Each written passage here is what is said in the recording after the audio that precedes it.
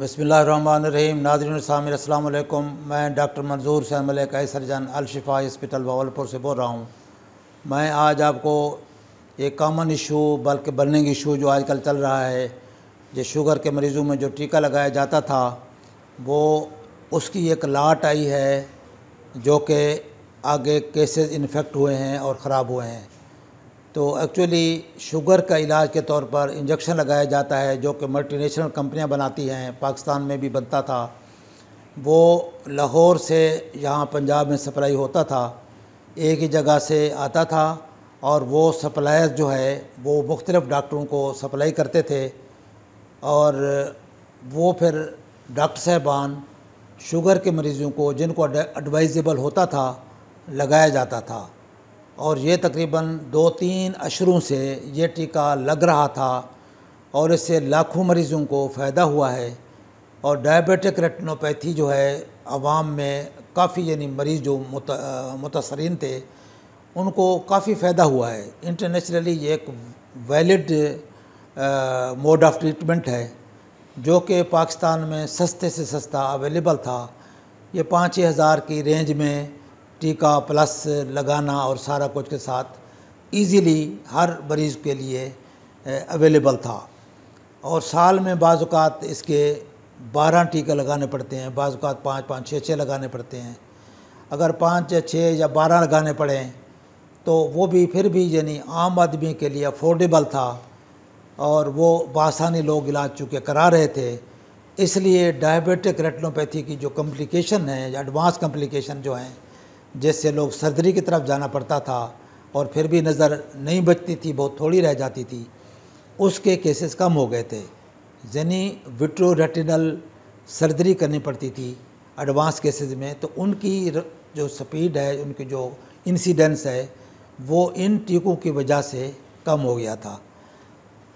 तो ये एक तरह हमारे लिए और हमारे गरीब मुल्क के लिए एक नेमत थी जो कि चल रही थी।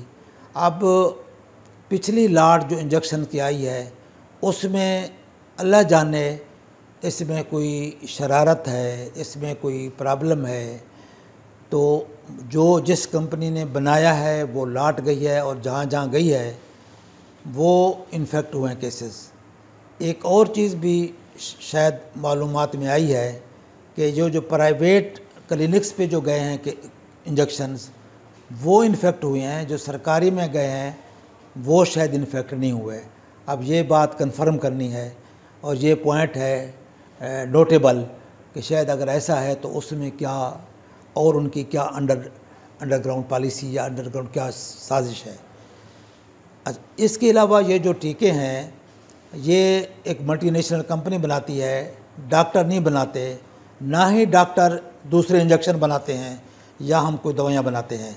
हम तो जो दवाइयाँ मार्केट में अवेलेबल होती हैं, गवर्नमेंट की सुपरविजन में दुनिया चल रही है, मार्केटें चल रही हैं, कंपनियाँ चल रही हैं, स्टोर चल रहे हैं, तो हम कोशिश ये करते थे कि एक ही कंपनी से मंगाते थे, साल हर साल से उसी से मंगाते थे और उसको चेंज नहीं कर रहे थे और उनमें कोई ऐसा प्रॉब्लम कभी कहीं भी नोट नहीं हुआ था और वो यानी 2-3 अशरों से कामयाबी के साथ ये अमल हो रहा था। एकदम एक लाट आई है जिससे केस ख़राब हुए हैं। अब इसमें मीडिया और सरकारी अदारे कुछ वो डॉक्टरों को ब्लैकमेल कर रहे हैं कि डॉक्टरों ने ऐसा कर लिया, डॉक्टरों ने इन्फेक्ट कर लिए। डॉक्टरों का इसमें मतलब भले क्या कसूर है। हम तो एक एजेंट के तौर पर यानी एक मीडिया के तौर पर जो हम लगाने वाले हैं, जो चीज़ अवेलेबल आती है यानी मार्केट में अंडर सुपरविजन ऑफ गवर्नमेंट सारे सिस्टम चल रहे हैं।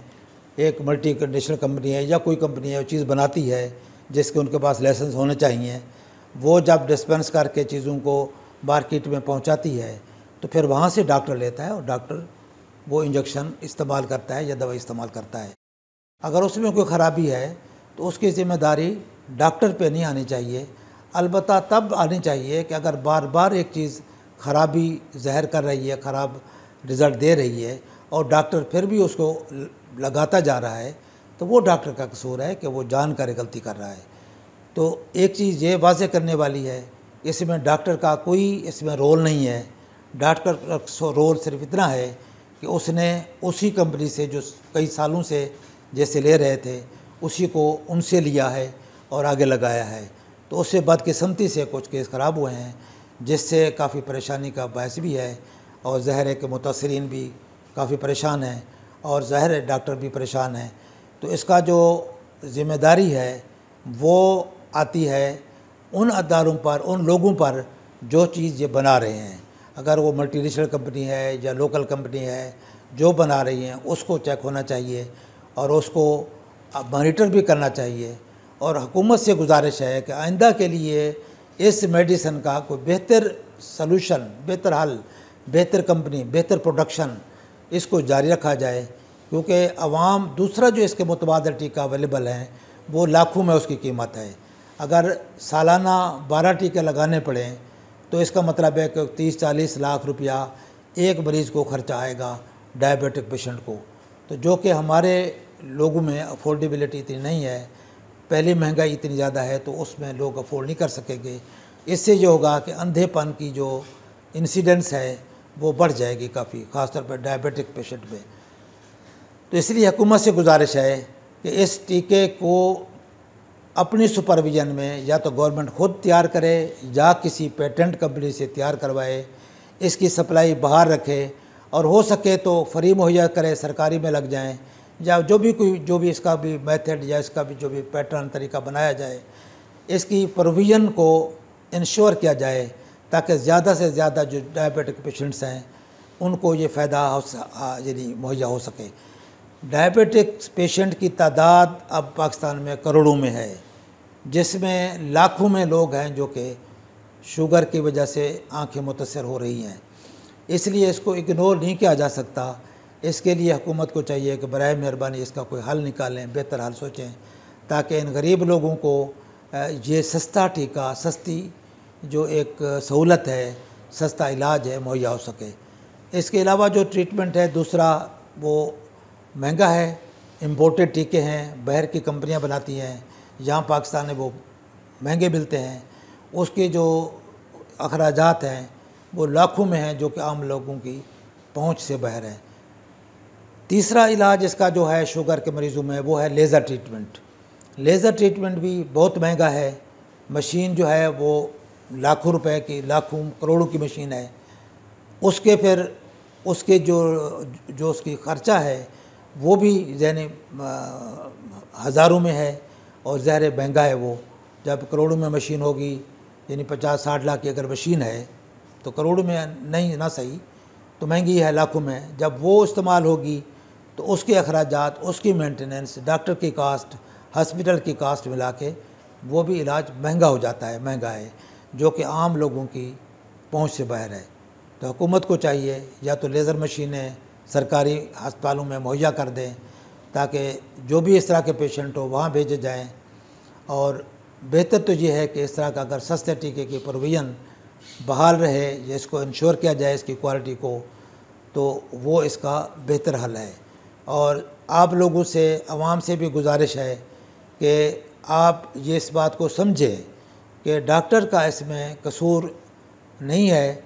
डॉक्टर तो सिर्फ एक टीका लगाने वाला था, जो प्रोविज़न है वो पीछे कंपनियां दे रही हैं, बनाने वाली भी कोई और कंपनी है जिसमें डॉक्टर का कोई अख्तियार नहीं है।